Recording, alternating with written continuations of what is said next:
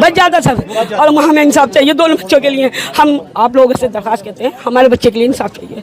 उन्होंने बहुत लापरवाही करी हमारे बच्चे की। हमने 12 घंटे तक अपने बच्चों को तड़पता हुआ देखा है, लेकिन कोई सुनवाई नहीं थी, कोई सुनवाई नहीं थी। हम आपसे इल्तिजा करते हैं हमारे बच्चे के लिए इंसाफ दिलवाएं। हजारों करोड़ों रुपए के इस तरीके के नेशनल हाईवे बनाए जाते हैं, लेकिन सुरक्षा के नाम पर जिन लोगों के पैसे से, आपके हमारे हम सब लोगों के ही टैक्स के पैसों से इन हाईवेज को बनाया जाता है, लेकिन सुरक्षा के नाम पे धब्बा और जीरो है। बहुत ढोल पीटा के इन्होंने दिल्ली देहरादून हाईवे बना दिया, लेकिन अब तक कितने लोगों की जान उस पर जा चुकी है, कितने नौजवान उस पर मर चुके हैं।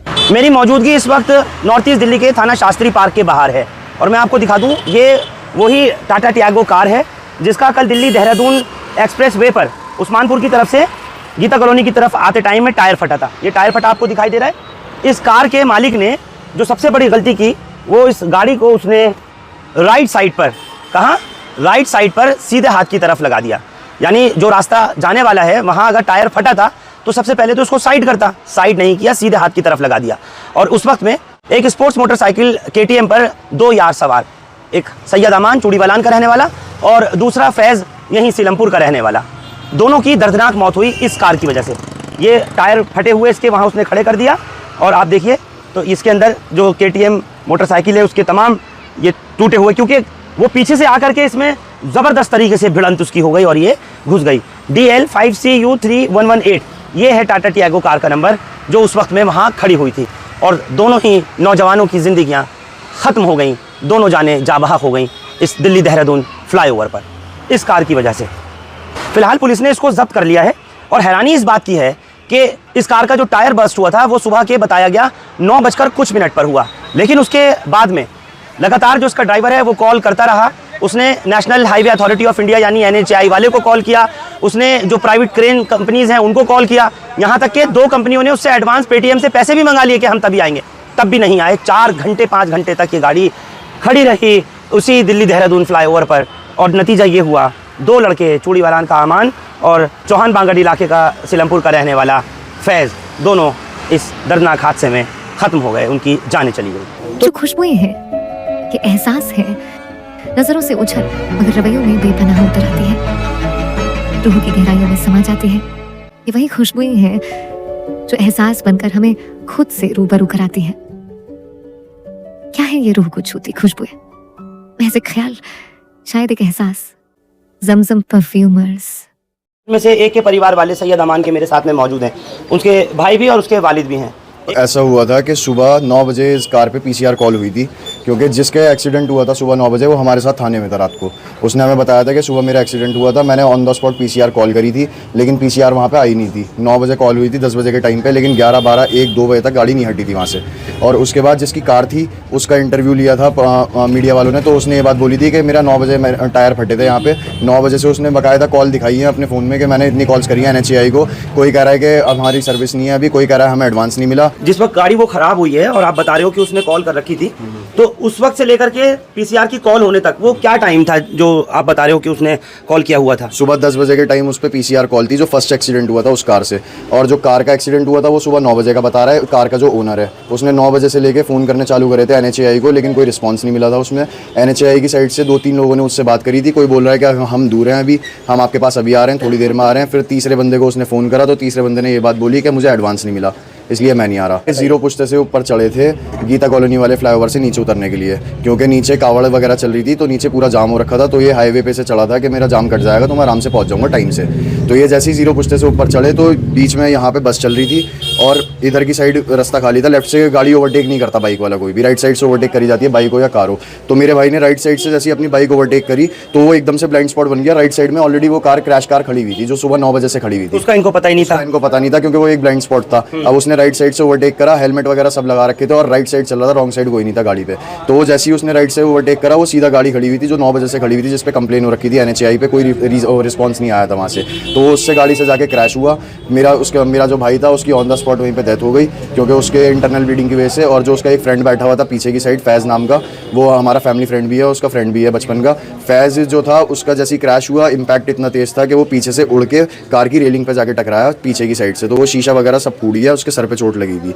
मेरा भाई वहीं पे ऑन द स्पॉट खत्म हो गया था। जो फैज़ था वो वहाँ पे जिंदा था, उसकी सांसें चल रही थी। पब्लिक ने वहाँ पे क्या करा, वीडियोस बनानी चालू कर दी। एक आदमी ने वहाँ पे एम्बुलेंस को कॉल करी, जो एम्बुलेंस को 1 बजे फ़ोन करा। मतलब इतने लोगों में से मदद के लिए सिर्फ एक आया, बाकी सब वीडियो में लगे हुए थे। वीडियो बना रहे थे। जो दूसरी साइड से ट्रैफिक जा रहा था, उन्होंने भी बीच में ट्रैफिक में अपनी गाड़ियां लगा के हाईवे के दूसरी साइड की वीडियोस बना रहे थे। एक्सीडेंट होना होता तो उस साइड भी हो सकता था, क्योंकि आप बीच हाईवे पे आप अपनी गाड़ी खड़ी कर रहे हो और पीछे से तो ट्रैफिक आ ही रहा है ना। लोग वहाँ पे वीडियो बना रहे हैं। एक बंदे ने वहाँ पे एम्बुलेंस को कॉल करी 1 बजे के टाइम पे, 1:12 पे कुछ पे, उसका पूरा इंटरव्यू है आदमी का, लेकिन एम्बुलेंस 2:30 बजे तक नहीं आई वहाँ पे। दोनों बॉडीज़ वहीं पे पड़ी हुई थी। दूसरा वाला जो था वो जिंदा था, उसकी सांसें चल रही थी। बड़ी मुश्किल से उसको किसी ने रोक के गाड़ी पे बैठा के LNJP ला के छोड़ा उसे।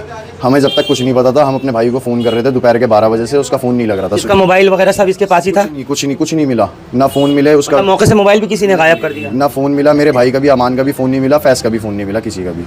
और हमें पता ऐसे चला कि हमारे पास इधर से LNJP से कॉल आई थी। जो फैज़ था, इसका जो दोस्त था, उसकी जेब में शायद आधार कार्ड रह गया था उसका, तो उसके आधार कार्ड से उसके वालिद साहब का फ़ोन नंबर निकाला था पुलिस वालों ने। क्या काम करता था आपका भाई अमान और फैज़? मेरा भाई का पब्लिकेशन का काम था, वो उसकी बुक्स पब्लिश होती थी। फैज़ का कटिंग का काम था, जो जीन्स वगैरह बनाते हैं ना, उसका काम था उसका, जीन्स वगैरह का। 9:45 बजे मेरी लास्ट बात हुई है, तो कह रहे थे मैं यहाँ जा रहा हूँ, ये मौजपुर जा रहा हूँ काम से, और उसके बाद फिर इनका फ़ोन ही नहीं मिला।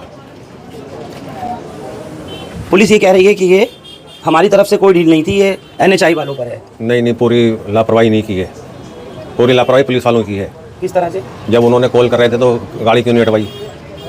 मतलब 3-4 घंटे जो गाड़ी तो हटवाई नहीं, उसकी वजह से एक्सीडेंट हुआ है। हमें तो प्रॉपर फुटेज चाहिए कि एक्सीडेंट कैसे हुआ। बंदा अगर हाईवे पे जा रहा है तो करेगा तो ओवरटेक राइट साइड से। कार का ओनर है, वो बोल रहा है कि मैंने NHI को कॉल करी, 3 घंटे तक वहाँ से कोई रिस्पांस नहीं आया। NHI की क्या रिस्पॉन्सिबिलिटी है फिर? आप लोग टैक्स ले रहे हो हम लोगों से, हम टैक्स देके ही तो हाईवे यूज़ कर रहे हैं ना आपका। अगर हम टैक्स नहीं देंगे तो फिर आप हाईवे ऐसे कितने एक्सीडेंट होते रहेंगे वहाँ पे। हम तो पैसे देने के बाद भी हमारे तो 2 घर की जाने गई हैं, दोनों घर के दोनों कमाने वाले थे। इंसाफ चाहिए हमें फुटेज दिखाओ पूरी, हमें पूरा प्रॉपर चाहिए कि जैसे फुटेज में दिखेगा राइट साइड में अगर गाड़ी खड़ी होगी तो वो चीज़ गलत है। अगर गाड़ी के दोनों टायर भी फट गए हैं तो जो गाड़ी जिसकी खराब हुई थी वो लेफ्ट साइड गाड़ी कर सकता था, अपनी लाइट बिलिंग कर सकता था। येलो लाइट गाड़ी में दी जाती है जो 24 घंटे तक भी जलती रहेगी। एक बार स्टार्ट अगर गाड़ी है, अगर उसके टायर फट गए हैं, उसने कोई इंडिकेटर साइन नहीं जला रखा था, उसकी भी गलती है। और ऊपर से उसने राइट साइड लगा दी, लेफ्ट साइड कर लेता। अगर तेरे दोनों टायर फट गए उसके बाद बचा ही क्या है? अगर थोड़ा सा कॉपरेट करता, वो 2 पैसे ना बचाता, अपने हिसाब से किसी क्रेन वाले को, प्राइवेट कंपनी को फ़ोन करता, तो उसकी गाड़ी हो जाती ठीक। नहीं होती तो वो कम से कम लेफ्ट साइड तो लगा सकता था। 2 लोगों की जान चली गई और बच्चे बच जाते, और एक पहले एक्सीडेंट हुआ वो भी बच जाता। पूरे स्ट्रेट अवे अगर देखें तो यहाँ कैमरेज लगे हुए हैं, फिर क्यों 4-5 घंटे तक गाड़ी का टायर फटने के बाद गाड़ी राइट साइड पे खड़ी रही, जो बिल्कुल गलत साइड थी? मेरे साथ इस वक्त में ये दोनों माँ बाप जिनको आप देख रहे हैं, ये फैज़ के मदर फादर हैं। अब आप सोचिए ज़रा, जवान बेटे का इस वक्त जनाजा बाप के कंधों पर है। ये कब आपसे मिलकर गया था, क्या पूरा वाक़या हुआ? ये 11:30 बजे का गए हुआ है। अम्मी मैं अभी आ रही हूँ, ये कह के गया है, बस इतनी देर में पता नहीं कहाँ चला गया मेरा बच्चा। चाय बना दो अम्मी। इसका फ़ोन आया था किसी का, दोस्त वगैरह का? इससे दोस्त का आया था, जो साथ वो ख़त्म हुआ है, वो बच्चा उसका ख़त्म हो गया। तो ये दोनों ही साथ में ही काम करते थे, अमान भी और फैज़ भी? काम नहीं करते थे, दोनों साथ साथ रहते थे, दोस्त थे। दोस्त भी था आपस में, काम भी करते थे, दोनों दोस्त भी था आपस में। वो तो लेकिन पुरानी दिल्ली में चूड़ीवालान में रहते थे। हम भी वहीं रहते थे पहले, हम वहाँ से बेच के यहाँ आ गए। अच्छा, आप भी पुराने वहीं के रहने वाले? जी, असलम भाई हमारा भाई था, असलम भाई था हमारा, वहीं रहते थे हम चूड़ीवालन में। वाले के सामने। अब पुलिस क्या कह रही है? आप लोगों ने कुछ देखा नहीं देखा? CCTV वगैरह? बहुत बेगुरी करी जनाब हमारे बच्चे के साथ। 3 घंटे तक मेरा बच्चा सड़क पे पड़ा रहा। पुलिस वाला 2 हाथ मरा था, उसको उठा के ले गए, मेरे बच्चे को छोड़ गए वहीं पर, उसको लेके नहीं गए। बहुत लापरवाही करी पुलिस ने। फिर एक वारदात और हुई वहाँ पर, उन्हें 112 पे कॉल कर, जब भी पुलिस नहीं आई, उसके कोने पे लगी थी पहले शक के जो इससे वारदात हुई है, उन्हें फ़ोन करा तो पुलिस आई नहीं वहाँ। जिस साथ चाहता हूँ मेरे दोनों बच्चों को इंसाफ चाहिए सरकार से। और ये गाड़ी खड़ी थी भी कोई गलत खड़ी थी, बेगोरी करी गई है। मेरा बच्चा गिरा पड़े हुए वहाँ पर दोनों। जहाँ उन्होंने फ़ोन करा था, उन्होंने 3000 भी उन्होंने भर दिए थे, फिर भी गाड़ी उठाने नहीं आए ना। कोई रिस्पॉन्स नहीं था, कोई रिस्पॉन्स नहीं कर, कोई सुनवाई नहीं थी हमारे भतीजे के लिए, कोई सुनवाई नहीं थी हमारे भतीजे के लिए, कोई रिस्पॉन्स नहीं था। बहुत देर तक मेरा भतीजा तड़पता रहा, लेकिन किसी ने मेरे बच्चे को नहीं देखा। पोस्टमार्टम के लिए भी 12 घंटे खड़े रहिए। 1 घंटे पड़ा, अर्बन कर दिया, 1 घंटे तक पड़ा रहा हॉस्पिटल में वेंटिलेटर। हाँ जी, ना वेंटिलेटर नहीं दिया, मना कर दिया सब कि हमारे नहीं है जी, वेंटिलेटर अवेलेबल नहीं है। अर्बन वालों ने साफ कह दिया उन्होंने कि हमारे यहाँ से ले जाओ, हमारे पास वेंटिलेटर अवेलेबल नहीं है। तो उस वक्त तक ये तब तक थी सांस चल रही थी, बराबर सांस चल रही थी। हम इनको सब जगह लेके गए हैं, वहाँ जाके उन्होंने दम तोड़ा है। वहाँ पल्स नहीं थी। पंप दे दिया था वहाँ पे। उन्होंने पंप दे दिया था अर्बन वालों ने कि इनको ले जाओ, हमारे पास वेंटिलेटर अवेलेबल नहीं है। अच्छा, एम्बू दे दिया था पंप करने के लिए कि पंप करते दीजिए ना, हमारे पास नहीं है वेंटिलेटर, इन्हें ले जाइए। हाई स्पीड लाइन पे गाड़ी खड़ी हुई थी, कार जो थी वहीं छोड़ दी, वहीं छोड़ दी थी उन्होंने। इतने भी चाहते ना, अगर इतना चाहते बिना टोए गए तो साइड हो सकती थी वो। आपको लगता है सरकारी अस्पतालों में इस वक्त इतनी वेंटिलेटर की कमी है, लापरवाही इतनी है? अगर आपको वेंटिलेटर बच्चे को मिल जाता तो बच जाता सर। और हमें इंसाफ चाहिए दोनों बच्चों के लिए। हम आप लोगों से दरखास्त करते हैं, हमारे बच्चे के लिए इंसाफ चाहिए।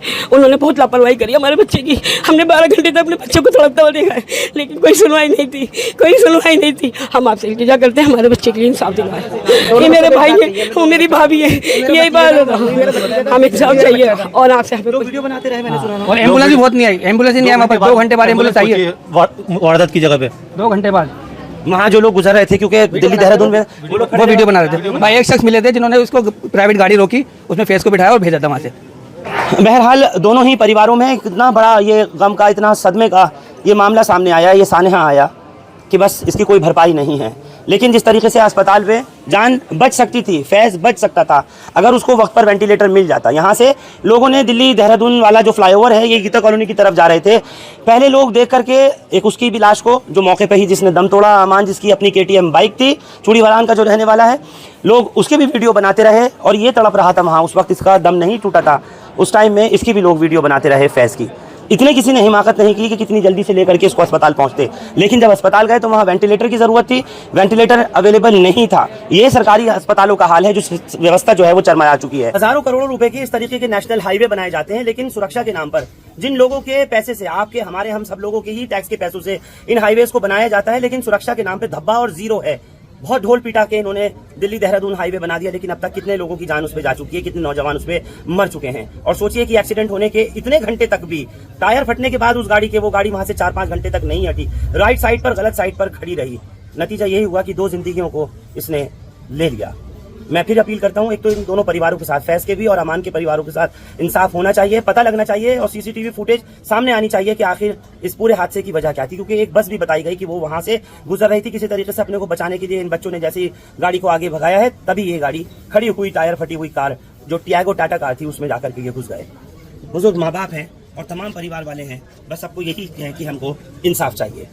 आप लोग हमारे साथ इस खबर पर जुड़े, आप सबका बहुत शुक्रिया। हिंदुस्तान लाइव फरहानिया या यूट्यूब पर सब्सक्राइब कर सकते हैं और क्लिक कर सकते हैं बेल आइकन हमारी खबर की पहली नोटिफिकेशन के लिए। फेसबुक पर हमारा पेज हिंदुस्तान लाइव फरहानिया या फॉलो और लाइक कर सकते हैं। Thank you for now.